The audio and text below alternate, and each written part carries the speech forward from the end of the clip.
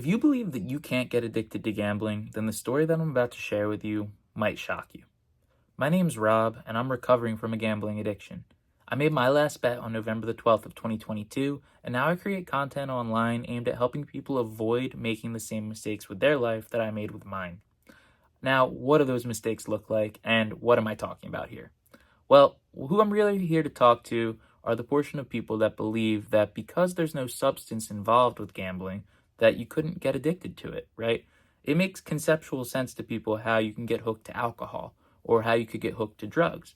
You start to drink or you start to use, you develop a tolerance, and eventually you get to the point where you're constantly craving that substance in order to feel better. You create a dependency on it. And the very same thing is happening with gambling, even despite the fact that there's nothing being injected into your body or there's nothing being drank. The truth is, it's the same exact thing happening in the brain.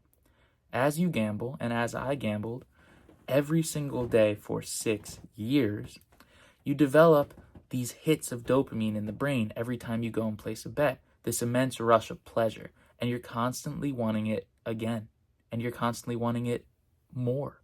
So as you're gambling, you're developing a tolerance much the same as with drugs and alcohol, and your way of feeling a bigger hit is to bet more, or at least bet more often. And so you can quickly create a situation where what once was very pleasurable and fun turns into an anxious life or death type situation because you might be teetering on the brink of horrible life-changing debt. Now, as I mentioned, gambled every single day for 6 years. And within that period, I'd say I was gambling for an average of 6 to 8 hours per day. What did that look like? Well, I'd wake up in the morning. Immediately, the first thing I would do would be to check my phone because the night before, I would have placed bets on Chinese basketball games, Korean baseball games. These are things I actually gambled on because I just wanted to keep the rush going. But nonetheless, I'd wake up and I'd see the score. And if I had won money, my day would start great and I'd have more ammunition by which I could continue to feel great throughout the rest of the day. If I had lost money, I'd feel pretty terrible. But instead of accepting the loss, I would say, okay, where can I find more money to go and try to win it back?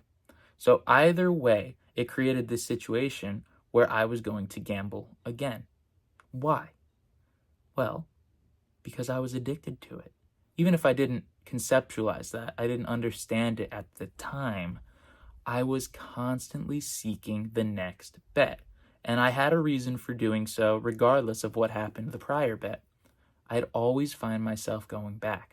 And it's because my brain had become maladapted to crave pleasure only from gambling. I used to love to play sports. I used to love to hang out with friends and go to restaurants and travel. These were all things that released pleasure in my brain that made me feel good, that made me feel happy. But when I started gambling, that pleasure all of a sudden was subpar. The intense rush that I got from placing bets outweighed everything. And I wanted only to get my pleasure from that because every other source just didn't hit right. Why would I want to go to dinner with friends when I could put a couple $100 on a basketball game and feel that intense rush? It just overwhelmed me. And it got to the point where I could not gamble in a way that was viewed as healthy or normal, nor was it appealing to me. The idea of going back and gambling like a normal person is something that I would never want to do because I was gambling for the thrill. And many people who are addicted to gambling probably can relate to what I just said. Now, if you're watching this video and you're in the category of people that don't believe a gambling addiction is real, let me tell you what else you can lose besides money. Because you might say, oh, it's only an addiction when you're losing. Well, it's an addiction the entire time, regardless of if you're winning or losing. You're spending so much time gambling that you're neglecting every other area of your life. Say you're in school. You're really going to care so much about your lessons when you've convinced yourself that the life as a professional gambler is going to be the fast money and the exact situation you want to be in? If you're dating someone and they're telling you about their problems in life, are you really going to be listening if you're concerned about going bankrupt the next day if a certain team loses? No, you're going to be glued to that game, making sure that your bet is going to pay off. Are you going to maintain the trust of other people in your life as you continuously ask them for money and not tell them the true reasons why?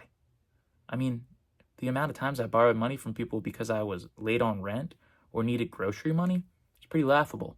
It was always going into gambling. And when they found out, you can't imagine they were very happy about being lied to that whole time.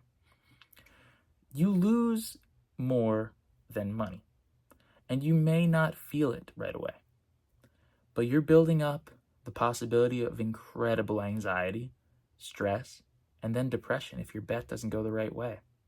As you keep increasing the bet size relative to your income, you're finding yourself in a worse situation every single day. And I only know this because I did that exact thing. There were 6 times over that 6-year period where I went into debt significantly enough that I had to get a second job just to pay it down in order to get back to a point where I felt like I could keep gambling. A lot of people that, gamble think, one big win could change everything, could solve everything. That mindset will get you so deep in the hole that you're not even going to be able to place another bet. So, again, speaking to the people that don't understand that gambling addiction is real, unfortunately, unless you hear stories like mine, stories from other people who are struggling, you may never conceptualize it. But I truly hope that when you're gambling, you're not following the same path that I was. Because if you go down that path, it is just relentless, endless chaos. And it will continue as long as you continue to place bets. Not everyone that gambles will get addicted, but anyone who gambles can get addicted. And that's the key. Most people, when they think about what a gambling addict looks like, aren't going to think about someone that looks like me. They're going to think about some guy in his mid-40s who can't stop watching sports, wearing a windbreaker, and running off to the casino sports bar in order to watch the games he's betting on. Or maybe they'll think of Adam Sandler from Uncut Gems, just so far gone, but usually not a very young person. The truth is, we're experiencing a whole new generation of gambling addiction. It's the addiction that's going to be hidden and right on your phones, accessible 24/7, and causing damage in the blink of an eye. The idea that you can buy a slot bonus for 100 to 1,000 times the bet size is so dangerous. People are going to go bankrupt very quickly, and it's going to happen in a seemingly innocent way. People are going to start gambling because their friends are doing it. They're going to see it on TV. It's going to feel normal. It's going to feel like the thing to do, the hobby to pick up. And if you don't do it, you're going to be seen as abnormal. I know this because just look at the comments section of this video or any other video that I put out. There's a lot of people telling me that I should go back to gambling. And to those people, I truly feel sorry for you because I know what lies on the other side of too many bets. And it's not a life I recommend to anyone.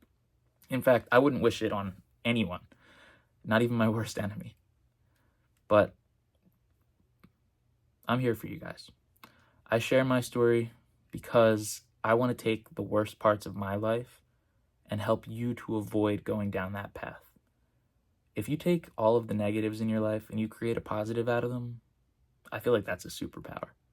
I don't know what you'd call it, but I think it's a very positive thing, and I recommend that anyone do it, regardless of what your negatives were in life.